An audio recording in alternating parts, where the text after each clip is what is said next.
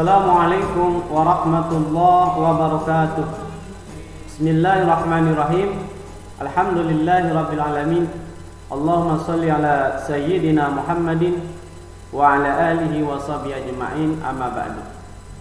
Apa kabar teman-teman kecil Bapak kelas 4? Mudah-mudahan Anda semua senantiasa diberikan kesehatan dan juga diberikan kemudahan, kelancaran di dalam belajarnya. Amin ya Allah ya Rabbal alamin. Insyaallah pada video pembelajaran kali ini Bapak akan menyampaikan materi pembelajaran sejarah kebudayaan Islam untuk semester kedua, yaitu tanggal 14 Januari hari Kamis. Yang mana kita akan masuk ke pelajaran keempat, yaitu kita akan mengetahui tentang hijrah Nabi Muhammad SAW ke Taif. Di sini kita akan mengetahui penyebab Nabi Muhammad SAW hijrah ke Taif dan juga meneladani sikap Nabi Muhammad SAW hijrah ke Taif. Sebelum kita masuk ke materi pembelajaran, di sini ada hikmah yang maka sampaikanlah Muhammad secara terang-terangan segala apa yang diperintahkan kepadamu dan berpalinglah dari orang-orang musyrik.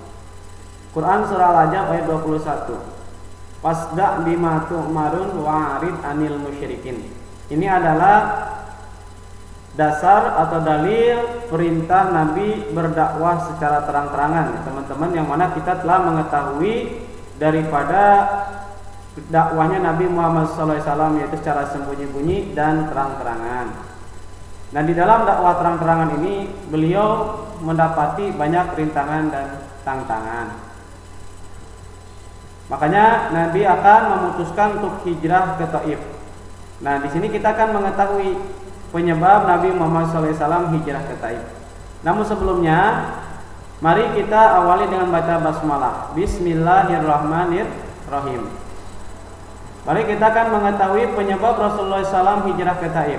Apa saja yang menjadi sebabnya Rasulullah SAW hijrah ke Taif? Yang pertama, mohon maaf ini kurang tepat.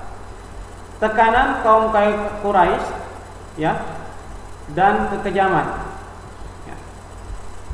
Tekanan kaum kafir Quraisy menyebabkan penderitaan terhadap Nabi Muhammad SAW dan para pengikutnya. Terakhir, Nabi Muhammad SAW dan kaum muslimin sangat menderita akibat pemboikotan kaum kafir Quraisy selama 3 tahun. Oleh sebab itu, sulit bagi Nabi Muhammad SAW untuk bertahan dan menyiarkan agama Islam di Mekah. Jadi karena banyak tekanan bahkan kekejaman yang dilakukan oleh kaum kafir Quraisy, puncaknya itu pemboikotan keluarga Nabi yang berlangsung selama 3 tahun. Harusnya 10 tahun.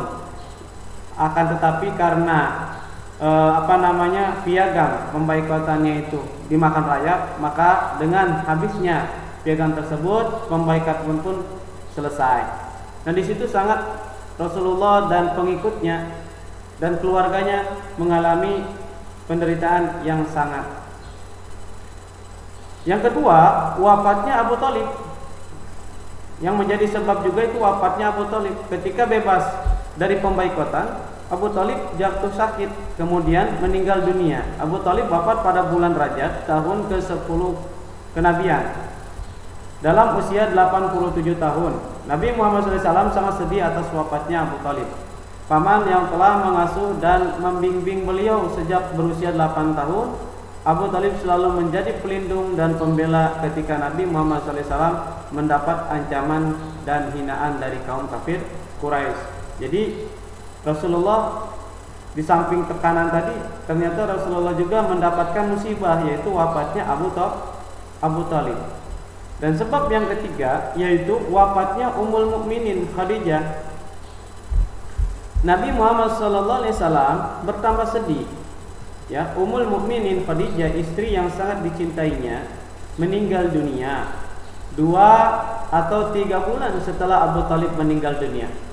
Tepatnya pada bulan Ramadan tahun ke-10 dari kenabian, dalam usia 65 tahun.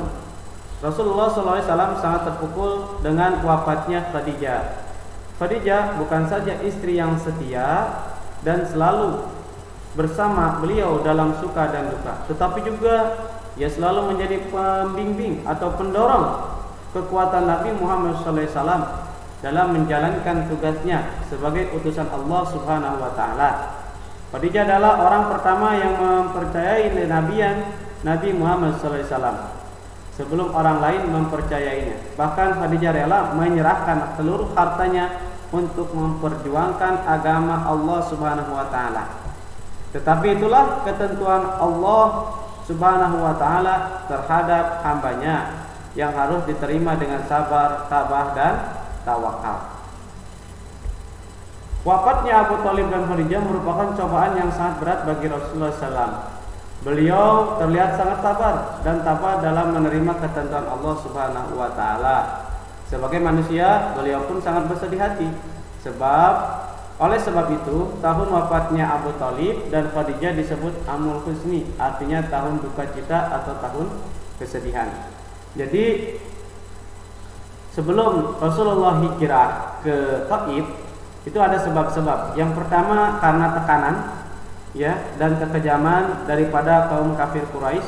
Juga beliau juga lagi dirundung duka, yaitu atas meninggalnya paman beliau yaitu Abu Thalib dan juga istri tercintanya yaitu Khadijah binti Khuwailid.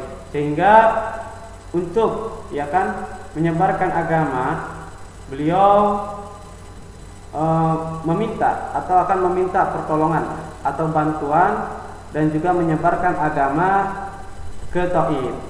Itu mungkin teman-teman sebab-sebab daripada Rasulullah SAW hijrah ke Taif. Mungkin ini aja video pembelajaran kali ini. Mudah-mudahan bermanfaat dan mudah-mudahan teman-teman tetap semangat belajarnya dan baca bukunya kembali. Dan untuk tugasnya silakan teman-teman hafalkan atau kirim berupa voice note untuk menghafalkan sebab-sebab terjadinya atau sebab-sebab hijrahnya Rasulullah Sallallahu Alaihi Wasallam ke Taif, yang mana ada 3 sebab. Yang pertama yaitu tekanan dan juga kekejaman dari kaum kafir Quraisy. Yang kedua karena wafatnya Abu Thalib paman beliau, dan yang ketiga juga dikarenakan meninggalnya istri tercinta yaitu Khadijah binti Khuwailid. Ini saja yang dapat Bapak sampaikan. Tetap semangat untuk belajar di rumah, jaga kesehatan dan jangan lupa untuk selalu mencuci tangan. Wabillahi taufiq wal hidayah. Wa'afu minkum. Wassalamualaikum warahmatullahi wabarakatuh.